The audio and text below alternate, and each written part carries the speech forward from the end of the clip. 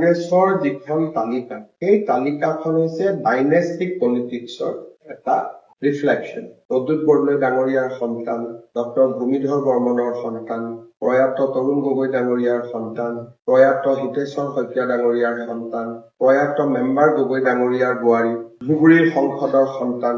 এনেকে যদি চাব যায় কংগ্ৰেছৰ গোটেই প্ৰাৰ্থী তালিকাখন সতী সন্ততি কোনোবা নেতাৰ ল'ৰা ছোৱালীৰে বংশানুক্ৰমিক এখন প্ৰাৰ্থী তালিকা। তাৰ পৰিৱৰ্তে আজি যদি আপোনালোকে বিজেপি ৰাজ্যসভাৰ তালিকাখন চায়, আমি কাক প্ৰাৰ্থিত্ব দিছো? তেৰছ গোৱালা, দেউতাক মাকৰ নাম কোনেও নাজানে, সন্মানীয় পিতৃ মাতৃ, কিন্তু তেওঁলোক কেতিয়াও পাব্লিক লাইমলাইটত অহা নাই। যোগেন মহানৰ পিতৃ মাতৃৰ বিষয়েও সন্মানীয় হ'ব, কিন্তু কেতিয়াও তেওঁ ৰাজনীতিৰ লগত জড়িত নাছিল। ভাৰতীয় জনতা পাৰ্টীৰ গোটেই লক্ষ্যটো হৈছে সাধাৰণ পৰিয়ালৰ সাধাৰণ ল'ৰা ছোৱালী আগুৱাই নিয়া। সেইকাৰণে কংগ্ৰেছৰ লগত আমাৰ আদৰ্শগত পাৰ্থক্য আছে। কংগ্ৰেছ দলে সদায় ডাঙৰ নেতাৰ ল'ৰা ছোৱালীক টিকট দিয়াটো তেওঁলোকৰ এটা ৰাজনৈতিক কেৰেক্টাৰ, আৰু বিজেপিৰ ৰাজনৈতিক কেৰেক্টাৰটো হ'ল যে সাধাৰণ মধ্যবিত্ত বা দৰিদ্ৰ পৰিয়ালৰ ল'ৰা ছোৱালীক আমি ৰাজনীতিৰ পথাৰখনলৈ লৈ আহোঁ। গতিকে